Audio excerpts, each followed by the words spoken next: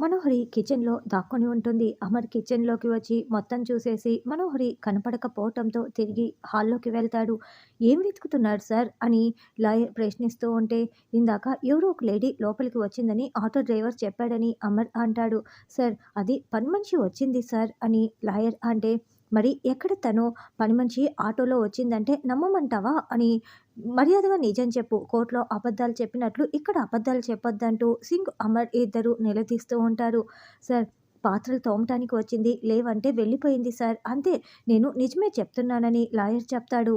సరేనంటూ అమర్ సింగ్ ఇద్దరు బయలుదేరి వెళ్తారు. తర్వాత, మేడం వాళ్ళు వెళ్ళిపోయారు, రండి మేడం అని లాయర్ పిలవటంతో మనోహరి పరుగులు పెడుతూ లాయర్ దగ్గరికి వస్తుంది. చూడు, నేను కూడా వెళ్తున్నాను. అమర్ వాళ్ళు ఇంటికి వెళ్ళకముందే నేను అక్కడికి చేరుకోవాలి. రేపు ఉదయం ఫోన్ చేసి రణ్వీర్తో మాట్లాడతానని చెప్పు అని మనోహరి కూడా బయలుదేరి వెళ్తుంది. ఏమో అనుకున్నాను రాథోడ్, మా ఆయన చాలా తెలివైనవాడు. ఇప్పుడు రణ్వీర్ నోట్లోండి మనోహరి పేరు బయటికి రప్పించటానికి ఎంత పెద్ద స్కెచ్ వేశాడో అని బాగి అంటే, మరి మా సార్ ఏమనుకుంటున్నారు? ఒక్కసారి దేన్నైనా పట్టుకున్నాడంటే ఖచ్చితంగా సాధించే తీరుతాడు అని రాథోడ్ అంటాడు. రణ్వీర్కి టైం బాగుంది కాబట్టి అలా స్పృహ కోల్పోయాడు. నిజం బయటికి రాలేదని, ఈ పాటికి నిజం బయటికి వచ్చి ఉంటే మనోహరి చెంపలు పగిలిపోయి ఉండేటివి సార్ చేతిలోనని రాథోడ్ అంటాడు. శిశుపాలుడు 100 తప్పులు చేసిన తర్వాత శ్రీకృష్ణుడు తల నరికేశాడు కదా, అలాగే మనోహరి రణ్వీర్ల పాపాలు పండే రోజు ఖచ్చితంగా త్వరలోనే ఉంది రాథోడ్. అప్పుడు వాళ్ళిద్దరూ శిక్ష అనుభవిస్తారు అని బాగి చెప్తుంది. అప్పుడే చెంబ అటుగా వెళ్తుంటే, యాదమ్మ మనోహరి ఎక్కడా అని ఇద్దరు ప్రశ్నిస్తూ ఉంటారు. ఆవిడ ఎక్కడున్నారో నాకేం తెలుసు అని యాదమ్మ అంటే, అదేంటి ఇద్దరు రాసుకు పోసుకు తిరుగుతూ ఉంటారు కదా, తెలీదని ఎందుకు చెప్తున్నావు అని బాగి అంటుంది. నేను పిల్లలకి కేర్ టేకర్ని, మనోహరి గారికి కాదు అని చెంబ అంటుంది. అప్పుడే నమ్రత్ అక్కడికి వచ్చి మనోహరి బయటికి వెళ్ళింది కదా అని చెప్తూ ఉంటుంది. ఏంటి బయటికి వెళ్ళిందా అని బాగి రాథోడ్ షాకింగ్గా ప్రశ్నిస్తూ ఉంటే, అప్పుడే అమర్ సింగ్ కూడా లోపలికి వస్తారు. ఏంటి మనోహరి బయటికి వెళ్ళిందా? యాదమ్మ నిజం చెప్పు అని అమర్ నిలదీస్తూ ఉంటాడు. సార్, మనోహరి మేడం నాకు తలనొప్పిగా ఉంది, పడుకుంటానని చెప్పి లోపలికి వెళ్ళింది అని యాదమ్మ అంటే, లేదు లేదు, మీరు రణ్వీర్ని తీసుకువెళ్ళారు కదా, అప్పుడే మనోహరి కూడా బయటికి వెళ్ళింది, నేను చూశానని నమ్రత్ చెప్తుంది.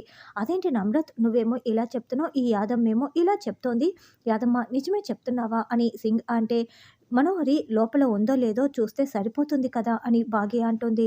యాదమ్మ నువ్వాగు, నమ్రత్ నువ్వు వెళ్ళి చూడు అని సింగ్ చెప్పటంతో నమ్రత్ వెళ్ళి మనోహరి గదికి వెళ్ళి చూస్తుంది. అక్కడ మనోహరి నిద్రపోతూ ఉంటుంది. తను నా ముందరే బయటికి వెళ్ళింది కదా, ఎప్పుడు ఇంట్లోకి వచ్చింది, నేను చూడనే లేదే అని నమ్రత్ అనుకుంటూ కిందికి వచ్చి తను గదిలో నిద్రపోతోంది అని నమ్రత్ చెప్తుంది. అమర్ వాళ్ళు లోపల మాట్లాడుకుంటున్నప్పుడే మనోహరి బయట ఇదంతా గమనించేసి ఉంటుంది. అమ్మో, ఇప్పుడు ఏం చేయాలి అని బాల్కనీలో నుంచి వెళ్ళి తర్వాత గదిలోకి వెళ్ళి నిద్రపోయి ఉంటుంది. అమ్మయ్య, బతికిపోయాను అని మనోహరి అనుకుంటూ సంతోషపడుతూ ఉంటుంది. అంటే నేనేదో పొరపాటు పడినట్లు ఉన్నానులే అని నమ్రత్ చెప్పటంతో, సరే పొద్దుపోయింది, మీరు ముందు వెళ్ళి పడుకోండి అని అమర్ అంటాడు. అన్నయ్య, మీరు మీ గదిలో పడుకోండి, నేను నా గదిలో పడుకుంటానని బాగి అంటుంది.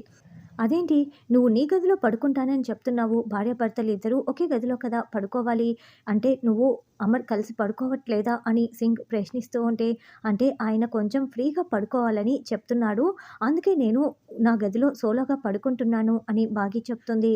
నేను కింద గదిలో పడుకొని నిద్రపోతూ ఉంటాను, ఆయన పై గదిలో పడుకుంటాడని బాగి చెప్తే, మీరు నిజంగా కలిసిపోయారా లేకుంటే అబద్ధాలు చెప్తున్నారా అని నమ్రత్ ప్రశ్నిస్తూ ఉంటుంది. లేదు లేదు, మేము నిజంగానే కలిసిపోయాము, మనం గొడవలు పడట్లేదు కదండి అని బాగి అంటుంది.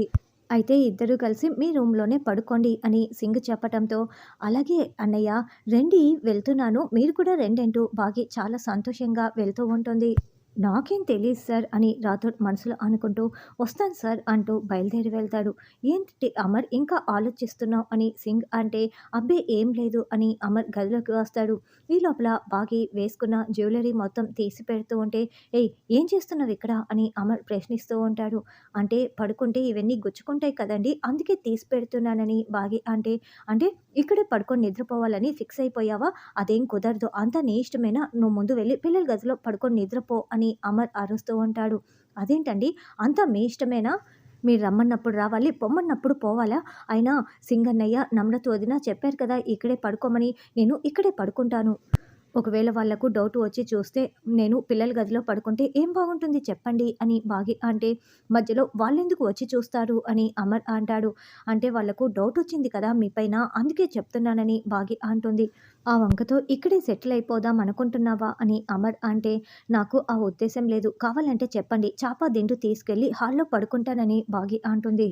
వెంటనే బాగి చాప దిండు తీసుకొని వెళ్తూ ఉంటే ఏ ఏ, ఆగు అవసరం లేదు ఇక్కడే పడుకో అని అమర్ అంటాడు. ఏం అవసరం లేదు. మీ దయా దాక్షిణ్యాలు నాకు అసలే అవసరం లేదు. నేను వెళ్తానని బాగి అంటే నా ఫ్రెండ్ వాళ్ళ కోసం నిన్ను భరిస్తున్నాను అని అమర్ అంటాడు. అంటే నా మీద మీకు ఏ మాత్రం ఆ ఇది లేదనమాట. మీ ఫ్రెండ్స్ కోసం నన్ను ఇలా మాట్లాడుతున్నారా అని బాగి అంటే ఎక్స్ట్రాలు చేయకుండా గమ్ము పడుకో అని అమర్ అంటాడు. అలాగేనని బాగి అంటుంది.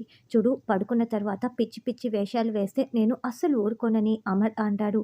ఏంటి పిచ్చి పిచ్చి వేషాలు నేను వేస్తానా? ఓసారి ఎవరు వేస్తారో మీరే గుర్తుకు చేసుకోండి అని బాగి నిలదీయటంతో దగ్గరైన సంఘటన మొత్తం కూడా అమర్ గుర్తు చేసుకుంటూ అవన్నీ అప్పుడు ఇప్పుడు మాత్రం అస్సలు కాదు పిల్లల కోసం నేను నిన్ను చేరదీస్తున్నాను అంతే అంటూ అమర్ అంటే పిల్లల మీద ఉన్న ప్రేమ నాపై లేకుండా అయిపోయింది సరేలే అంటూ బాగి వెళ్తుంది.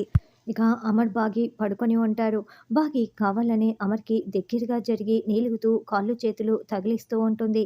ఏ ఏంటి పిచ్చి పిచ్చి వేషాలు వేస్తున్నావు నీట్‌గా పడుకోలేవా? అని అమర్ అరుస్తూ ఉంటే, నిద్ర రావట్లేదండి అని బాగి అంటుంది.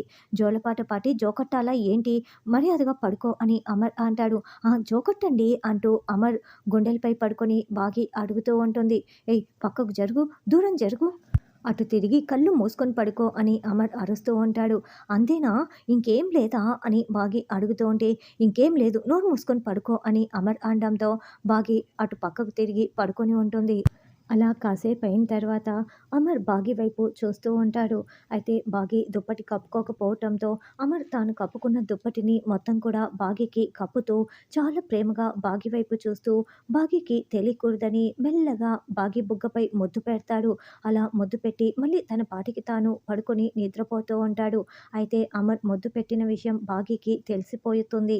కళ్ళు తెరిచి చూసుకుంటూ ఏవండీ నా పైన గుండెల నిండా ప్రేమను నింపుకొని పైకి మాత్రం కోపం నటిస్తున్నారా కోపం మీరు బంగారం అండి అని బాగి ఫ్లయింగ్ కిస్సులు ఇచ్చుకుంటూ ఉంటుంది. అమరేమో మంచి నిద్రపోతూ ఉంటాడు. తెల్లవారిన తర్వాత రణవీర్ నిద్ర లేచి ఇంకా మత్తుగా హాల్లోకి వచ్చి కూర్చొని ఉంటారు. లేచారా సార్ అని లాయర్ ప్రశ్నిస్తూ ఉంటే తలంతా పట్టేసింది లాయరు అని రణవీర్ అంటాడు. సార్ హ్యాంగ్ ఓవర్ కదా రాత్రి మీరు బాగా ఎక్కువగా తాగేశారు. ఇదిగోండి వేడి వేడిగా కాఫీ తాగండి మొత్తం దిగిపోతుంది అని కాఫీ కప్పుని అందిస్తాడు. అదేంటి నైట్ ఏం జరిగింది నేను ఎలా ఇంటికి వచ్చాను నేను మరీ అంత ఎక్కువగా తాగనే అని రణవీర్ ప్రశ్నిస్తూ ఉంటే సార్ మీరు ఎక్కువగా తాగారని చెప్పి అమర్ సింగ్ గారు ఇద్దరు కలిపి మిమ్మల్ని ఇంటికి తీసుకొచ్చి వదిలారు అని లాయర్ చెప్తుంటే రణవీర్ చాలా షాకింగ్గా వింటూ ఉంటాడు.